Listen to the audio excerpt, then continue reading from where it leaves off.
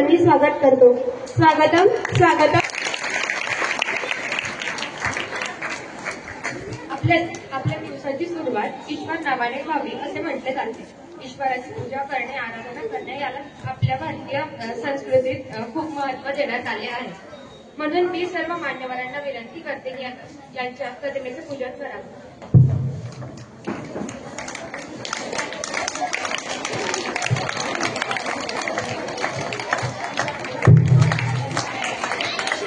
करणे याला आपल्या भारतीय संस्कृतीत खूप महत्त्व देण्यात आले आहे. मान्यवरांना विनंती करते की त्यांनी डॉक्टर सी.व्ही. रमण यांच्या एक तरी सत्तीकडून एक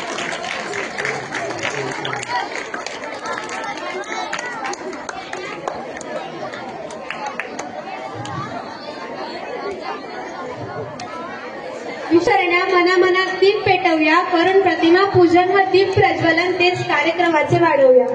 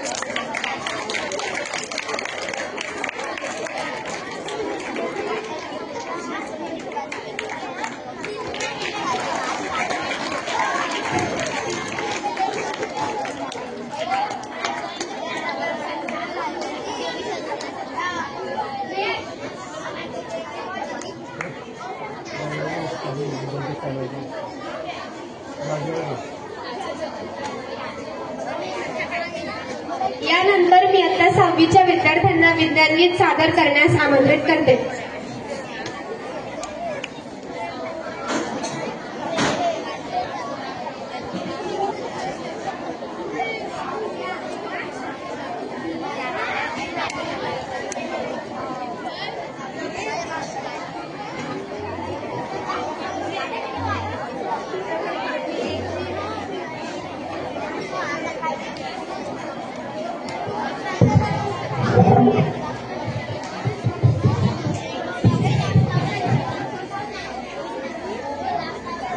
हेलो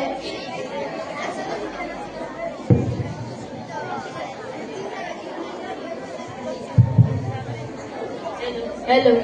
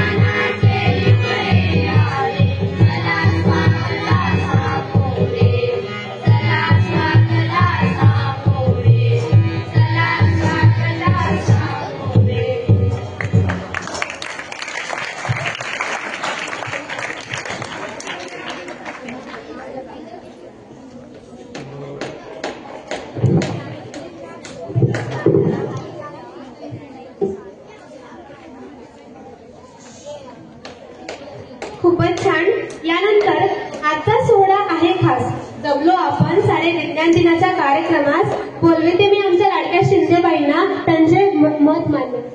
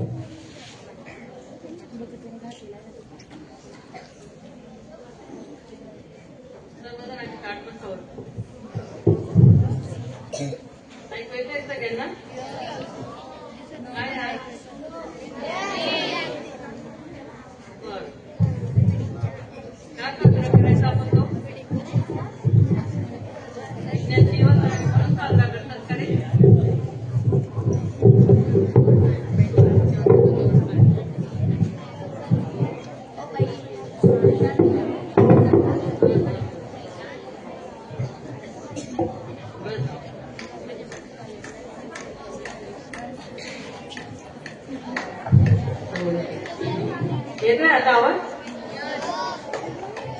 चला, आजचं युग हे आहे विज्ञानाचं युग, बरोबर? तर आपल्या देशात दरवर्षी 28 फेब्रुवारी हा विज्ञान दिवस म्हणून आपण साजरा करतो. व विद्यार्थ्यांमध्ये विज्ञानाबद्दल आवड निर्माण व्हावी, रुची निर्माण व्हावी, वेगवेगळे प्रयोग तुम्ही आता सादर केले, हे सगळं कशामुळे घडतं? विज्ञानामुळे. पण मग हा विज्ञान दिवस आपण का साजरा करतो? तर डॉक्टर वसंतराव गोवारीकर हे सुप्रसिद्ध शास्त्रज्ञ होते. त्यांनी जेव्हा विज्ञान दिवस साजरा करण्याची संकल्पना अंमलात आणली तेव्हा त्यांनी असं ठरवलं की सी व्ही रमण यांच्याशी निगडीत हा दिवस असावा. कारण ह्या दिवशी सी व्ही रमण यांच्या जगप्रसिद्ध नेचर ह्या मासिकेला नोबेल पुरस्कार मिळाला होता. आणि रामन यांनी ह्या पदार्थावर प्रकाश किरण टाकले असता पदार्थाची संकल्पना व गुणधर्मानुसार त्यांचे विकिरण होते, ही बाब त्यांनी प्रत्यक्ष पुराव्यानिशी सिद्ध केलेली होती. कारण कुठलीही गोष्ट पुराव्यानिशी सिद्ध करता येत नाही, बरोबर? तर सर सी व्ही रमण एका बोटीवरून इंग्लंडला चालले होते आणि तेव्हा वरच्या डेकवरून प्रवास करीत असताना त्यांचं लक्ष पॅसिफिक समुद्रातील निळ्याशा प्रकाशाकडे पाण्याकडे गेलं आणि वर निळेभोर आकाश आणि खाली निळे पाणी बघून त्यांच्यातील शास्त्रज्ञ विचार करू लागला. पाण्यातील जी निळी म्हणजे निळ्या आकाशाचे प्रतिबिंब तर नव्हे ना, असा विचार त्यांच्या डोक्यात होऊ लागला. ते नेहमी खिशात एक प्रिझम व एक प्रकाशाचा लोलक बाळगत असत. ध्रुवीकरण झालेले किरण प्रिझम मधून जात नाही व त्याकडे प्रिझम मधून पाहिले असता काळा रंग दिसतो आणि त्यांनी पाण्यावरून लोलक वर फिरवला. बघतात तो काय, त्यातून एक सुंदर रंगाचा पट्टा त्यांना दिसू लागला. नंतर पुढील 2 वर्ष ते वेगवेगळ्या माध्यमातून प्रकाश किरणांचं विकिरण कसं होतं त्यावर ते संशोधन करीत होते. आणि 28 फेब्रुवारी 1928 रोजी त्यांचा ह्या संबंधीचा शोध निबंध नेचर ह्या जगप्रसिद्ध मासिकात रामन इफेक्ट म्हणून प्रसिद्ध झाला. म्हणून 28 दिवस हा विज्ञान दिवस म्हणून आपण साजरा करतो. रामन इफेक्ट म्हणजे काय रे? आपण प्रत्येक वेळी ऐकतो रामन इफेक्ट, रामन इफेक्ट. पण नेमकं काय असतो हा रामन इफेक्ट? कारण कोणताही किरण असो, म्हणजे अल्फा रेज असो, गॅमा रेज असो, असे रेज पारदर्शक पदार्थातून जातात तेव्हा त्याचं विकिरण म्हणजे स्कॅटरिंग होतं. आणि काही रेज रिफ्लेक्ट होतात तेव्हा फ्रिक्वेन्सी ही कमी जास्त होते आणि हीच कमी जास्त फ्रिक्वेन्सी म्हणजे रामन इफेक्ट असतात. मग असे भरपूर उदाहरणं असतात आपल्याकडे. म्हणजे उदाहरणार्थ कार तपासणे, त्याला आपण बॉम्ब शोधक उपकरण असं म्हणतात आणि त्यात रामन इफेक्टचा वापर केला जातो. तसं ड्रग्ज असतील, केमिकल्स असतील, गॅसेस असतील, असं कुठल्याही वाहनातून किंवा पिशवीतून जात असतील तरी त्याचा तपास रामन इफेक्टने आपल्याला लावता येतो. तसंच आता सगळ्यांना भेडसावत असणारा कॅन्सर हा आजार हा सुद्धा आपल्याला त्यांच्या सेल शोधण्यासाठी रामन इफेक्टचा आपल्याला उपयोग करता येतो. आणि म्हणून आपण विज्ञान दिवस हा रामन इफेक्ट म्हणून साजरा करतो. काय तारीख आहे आज? 28 फेब्रुवारी. आता सगळ्यांना हे झालं सी व्ही रमण बद्दल थोडीशी माहिती. कारण माझ्या नंतर अजून 1-2 जण ही माहिती सांगणार आहेत. पण तुम्हाला सगळ्यांना एक गोष्ट आवडते म्हणून मी एक गोष्ट सांगणार आहे विज्ञानाबद्दल. त्यातल्या त्यात 9वी आणि 10वीचे तर बरं नाही येत, पण 9वीसाठी डार्विनचा सिद्धांत काय असतो त्याबद्दल ही थोडीशी छोटीशी गोष्ट आता ऐकून घेऊ. माझ्या गोष्टीचं नाव आहे दशावतार आणि विज्ञान. आता दशावतार नेमकं काय असतात आणि त्याचा विज्ञानाशी काय संबंध आहे याच्याबद्दल एक आई आणि एक मुलगा यांच्यामध्ये संभाषण असतं. एका परदेशात असणारा एका मुलाला त्याची आई फोनवरून चॅटिंग करताना विचारते, तू काही पूजा वगैरे करतोस की नाही? तेव्हा मुलगा म्हणाला, आई मी एक जीवशास्त्रज्ञ आहे आणि मी अमेरिकेत मानवाच्या उत्क्रांतीवर काम करतो आहे. उत्क्रांतीचा सिद्धांत चार्ल्स डार्विन यांनी लावलाय, हे तुला माहिती नाही का? तेव्हा आईला थोडंसं हसू पण आलं आणि ती म्हणते की मला या सिद्धांताबद्दल माहिती आहे. ज्याने हे काही शोधले ते खरे सनातन धर्मासाठी खूप जुने आहे, पण सायन्स आणि अध्यात्म यांचा काहीतरी सांगड किंवा यांचा काही संबंध आहे, त्याबद्दल थोडं मी तुला काही माहिती सांगते. ते जर तू ऐकलं तर तुला मानवाची उत्क्रांती कशी होते ते समजेल. आणि तू दशावताराबद्दल ऐकलं आहेस का असं आई त्याला विचारते आणि विष्णूचे 10 अवतार अशी ती आई त्याला समजून सांगते. पण तो म्हणतो माझा याच्याशी काही संबंध नाही. ती म्हणते संबंध आहे. मग असे 10 अवतार हे कोणकोणते असतात की ज्याच्यातून आपला अवतार निर्माण झाला, आपण आपली उत्क्रांती झाली, तर त्याच्यासाठी ती आई त्याला पहिल्यापासून तर 10 अवतारांबद्दल सर्व माहिती त्याला सांगायला सुरुवात करते. पहिला अवतार म्हणजे मत्स्य. मत्स्य म्हणजे काय? मासा. याचे कारण जीवनाची सुरुवात ही कुठून झाली? आपली पाण्यापासून झाली. दुसरा अवतार म्हणजे कर्म. कर्म म्हणजे कोण? कासव. कारण जीवन हे पाणी आहे आणि पाण्यापासून जी सुरुवात आपली कुठे झाली? जमिनीकडे यायला झाली. म्हणजे जमिनीकडे पाण्याची जी सुरुवात आहे ती सरकायला लागली. म्हणजेच कासव हा कसा आहे? अँफिबियन आहे. आपण सगळेजण विज्ञान शिकतात, बरोबर? नंतर तिसरा अवतार आहे वराह. वराह म्हणजे कोण? डुक्कर, म्हणजे जंगली प्राणी. ज्याच्याकडे जास्त बुद्धी नाही, तुम्ही त्यांना डायनॉसॉर असंही म्हणतात. नंतर चौथा अवतार असतो नरसिंह. अर्धा मानव अर्धा प्राणी, ज्याने वन्य प्राण्यांपासून बुद्धिमान प्राण्यांची उत्क्रांती दर्शवली. हळूहळू हा जो मुलगा होता त्याला उत्कंठा वाढली. तो त्या आईचं बोलणं अगदी मनपूर्वक ऐकू लागला आणि त्याला त्याच्यामध्ये इंटरेस्ट वाढू लागला.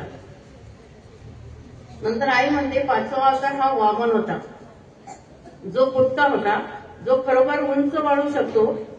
असे का? कारण 2 प्रकारचे मानव होते, एक होमो इरेक्टस आणि एक होमो सेपियन्स, ज्यांनी उत्क्रांतीची लढाई जिंकली.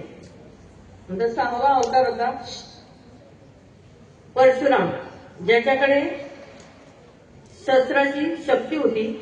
गुहेत राहणाऱ्या माणसाचे प्रतिनिधित्व करतात असे हे लोक राजिष्ठ असतात आणि समाज विघातक असतात. नंतर 6वा अवतार म्हणजे राम होता, विचार करणारा, पहिला सामाजिक व्यक्ती ज्याने समाजाचे नियम आणि नाती बनवली. 8वा अवतार हा भगवान श्रीकृष्णांचा होता. हा राजा होता, राजकारणी होता आणि प्रेमी होता, ज्यांनी सामाजिक अन्यायाच्या चौकटीत राहून स्वतःची भरभराट कशी करावी हे शिकवले.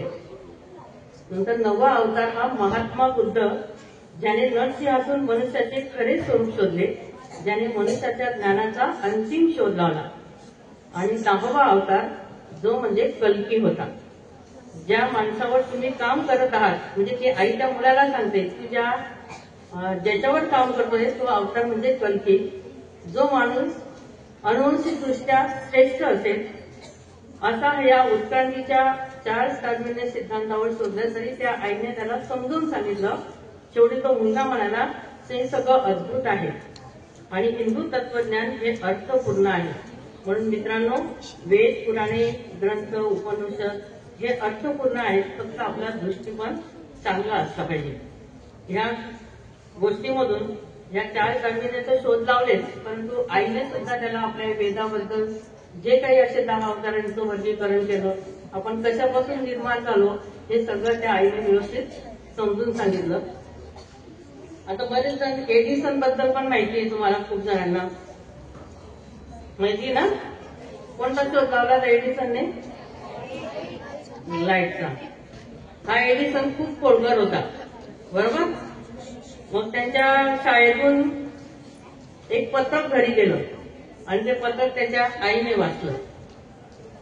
त्या पत्रकात काय लिहिलं होतं हे तुम्हाला माहिती असेल खूप जणांना, पण त्या आईने ते पत्र उलट वाचलं. त्या पत्रकात लिहिलं होतं की तुमचा मुलगा खूप हुशार आहे आणि तुमचा मुलगा जास्त हुशार असल्यामुळे आमच्या शाळेमध्ये त्याला शिकवणारे शिक्षक लायक नाहीयेत. कळतंय ना? म्हणून तुमचा मुलगा उद्यापासून शाळेत नाही आला तरी चालणार आहे. पण त्या पत्रकात काय होतं ते नंतर त्यांना समजलं. म्हणून त्या आईने त्या मुलाला, त्या एडिसनला दुसऱ्या दिवसापासून शाळेत पाठवणं बंद केलं आणि घरीच त्या मुलाला त्या शिकवू लागल्या. आम्ही तर तुम्हाला शाळेतून पाठवू नाही शकत, कारण तुम्ही घरी काय कराल याचा काही भरोसा नाही. म्हणून तुम्ही भरपूर मोठे शास्त्रज्ञ व्हा, एडिसन पेक्षाही मोठे व्हा. आणि मग नंतर हळूहळू या आईच्या गायडन्समुळे हा एडिसन खूप मोठा शास्त्रज्ञ झाला, वेगवेगळे शोध लावले.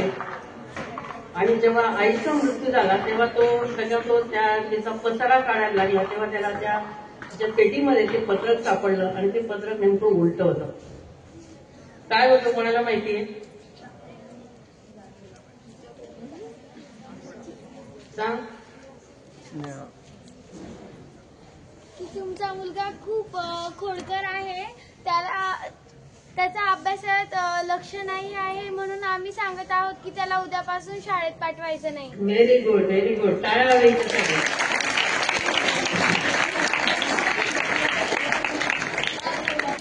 त्या पत्रकात होतं, तुमचा आवाज आला नाही, मी सांगते तिचं, की तुमचा मुलगा खूप खोडकर आहे, खूप मुलांची नावं घेतो, वर्गात शांत बसत नाही, म्हणून उद्यापासून याला शाळेत नाही पाठवलं तरी चालणार आहे. तेव्हा त्याला समजलं की आपली आई आपल्याशी खोटं बोलली आणि आपल्याला शाळेत न पाठवण्याचं कारण त्याला तेव्हा समजलं. जर आईने त्याला अशी शिकवण दिली असती तर तो आज मोठा एवढा एडिसन म्हणून ओळखला गेला नसता. म्हणून सर्व विद्यार्थ्यांना एक सूचना आहे किंवा एक आव्हान आहे असं समजा, तुम्ही पण विज्ञानाचा चांगला अभ्यास करा. सगळे विषय अभ्यास करायचे नसतात, पण विज्ञानाबद्दल रुची वाढवा, आवड वाढवा. आणि आजचा हा दिवस विज्ञानाचा आपण या दृष्टीने साजरा करतो असं समजा. धन्यवाद.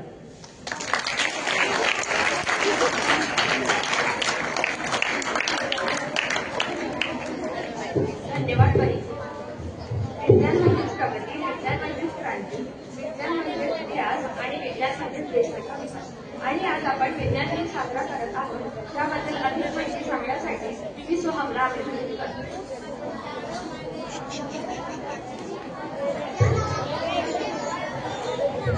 नमस्कार, मी सोहम पाटील, इयत्ता 7वी बहिणाबाई या वर्गातील विद्यार्थी. Scientific minds are restless with questions. आज मी तुम्हाला अशाच एका सायंटिफिक माइंडची गोष्ट सांगणार आहे व शेवटी काही कोडे देखील विचारणार आहे. बरं, सी.व्ही. रमण यांचे पूर्ण नाव कोणाला माहिती आहे?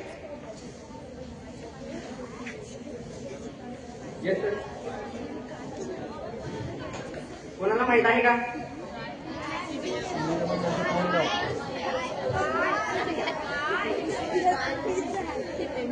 एकदम बरोबर, चंद्रशेखर वेंकटरमण. यांचा जन्म 7 नोव्हेंबर 1888 मध्ये तमिळनाडूतील तिरुचिरापल्ली येथे झाला. ते लहानपणापासूनच विज्ञान विषयात रुची दर्शवणारे विद्यार्थी होते. त्यांनी वयाच्या 11व्या वर्षी त्यांचे माध्यमिक शिक्षण पूर्ण केले. वयाच्या 15व्या वर्षी त्यांना फिजिक्समध्ये गोल्ड मेडल देखील प्राप्त झाले होते व त्यांचे ग्रॅज्युएशन पूर्ण झाले. सी.व्ही. रमण यांना त्यांचे पुढचे शिक्षण इंग्लंडला जाऊन पूर्ण करायचे होते, परंतु प्रवासापूर्वीच्या मेडिकल चेकअपमध्ये त्यांना माहीत झाले की त्यांचे शरीर इंग्लंडमधील थंडी सहन करू शकणार नाही. त्यामुळे त्यांना नाईलाजाने इंडियन फायनान्शियल सर्व्हिसेसमध्ये काम करावे लागले. हे इंडियन फायनान्शियल सर्व्हिस म्हणजे आताचे Indian audit and account services. आता ऑडिट हा जो शब्द आहे हा शिक्षकांना चांगलाच परिचित असेल. आता रमण इफेक्टकडे वळूया. काही वर्षांनी म्हणजेच 1921 मध्ये रमण यांचे शरीर स्वस्थ झाले. तेव्हा ते समुद्रमार्गे इंग्लंडला जात होते. त्यांनी त्या समुद्रातील पाण्याला पाहिले व त्यांना प्रश्न पडला की हे पाणी निळे का दिसते, कारण पाण्याला रंग नसतो. जसे मी तुम्हाला पहिले सांगितले होते की scientific minds are restless with questions. Raman यांनी या गोष्टीवर पूर्णपणे संशोधन करून 7 वर्षांनी नेचर या आर्टिकलमध्ये पाठवले व 28 फेब्रुवारीला त्यांनी हे सर्वांसमोर आणले. त्यानंतर या रेडिएशन इफेक्टचे रामन इफेक्ट झाले. या संशोधनासाठी त्यांना 1930 मध्ये नोबेल प्राइज देखील प्राप्त झाले होते.